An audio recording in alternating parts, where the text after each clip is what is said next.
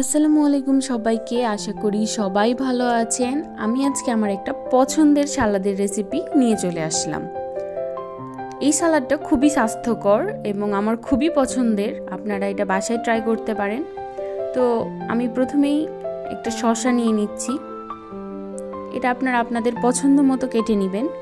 কেউ মোটা করে খেতে পছন্দ করেন, কেউ পাতলা করে। তো আমি আমার পছন্দ অনুযায়ী কেটে নিচ্ছি।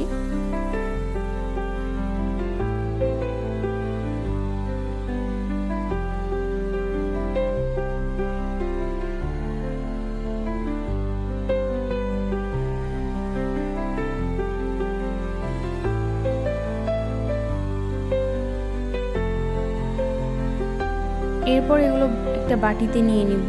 এরপর আমি একটা টমেটো নিয়ে টমেটোটাকে ধুয়ে আমার পছন্দের শেপ অনুযায়ী কেটে নিব।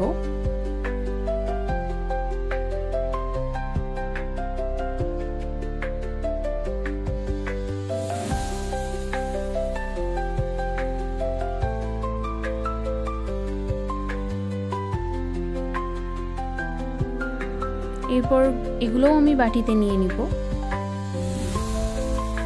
এই সালাডটা এত মজা হয় যে এটা আপনি বিরিয়ানি কিংবা সাদা ভাত যে কোনো কিছুর সাথেই খেতে পারেন। এরপর এই সালাদের মেন উপকরণ অ্যাভোকাডো। আমি একটা অ্যাভোকাডো নিয়ে এর খোসাটা ভালো মতো ছাড়িয়ে নিব। এটা একটু সাবধানে করতে হয়।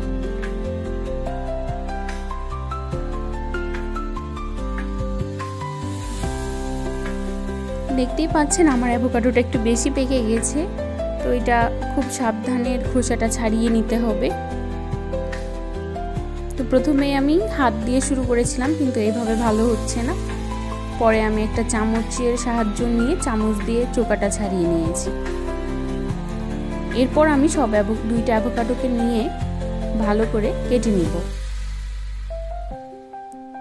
আপনারা আপনাদের পছন্দ মাপ অনুযায়ী কেটে নেবেন। আমি এটা ছোট ছোট করে কেটে নিচ্ছি।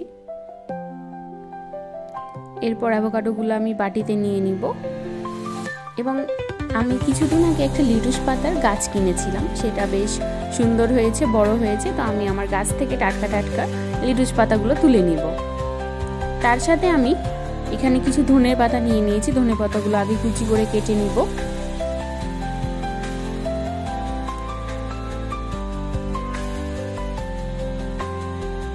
যে কোনো জিনিসে ধনে পাতা দিলে একটা আলাদাই সেন্ট আসে।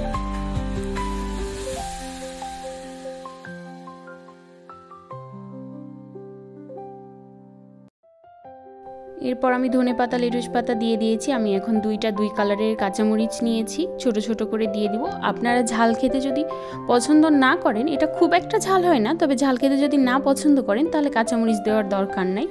তবে আমার একটু স্পাইসি ভালো লাগে, ওই জন্য আমি 2টা কাঁচামরিচ নিয়ে নিচ্ছি।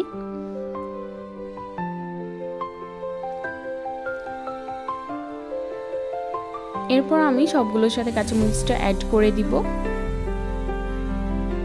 আর এইটার মেন উপকরণ হলো লেবু। লেবু না দিলে এটা টেস্ট অরিজিনাল পাবেন না। তো আমি লেবুর একটা স্লাইস করে নিলাম। তো এইবার সালাডটা মিক্স করার পালা। প্রথমে আমি দিয়ে দিচ্ছি স্বাদমতো লবণ। এটা আপনারা আপনাদের পরিমাণ অনুযায়ী দিবেন। তারপর গোলমরিচের গুঁড়ো, যেটা টেস্টটাকে দ্বিগুণ করে দিবে। অল্প একটু অলিভ অয়েল। এবার এটাকে আমি ভালো করে মিক্স করার আগে একটা লেবু চিপে দিব। ব্যাস, এইবার ভালো করে মিক্স করে নিব।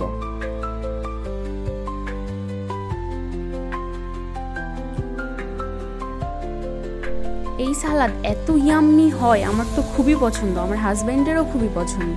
দেখতেই পাচ্ছেন কত লোভনীয় হয়েছে। আপনারা এটা বিরিয়ানি কিংবা সাদা ভাত, পোলাও যে কোনো কিছুর সাথেই সার্ভ করতে পারেন।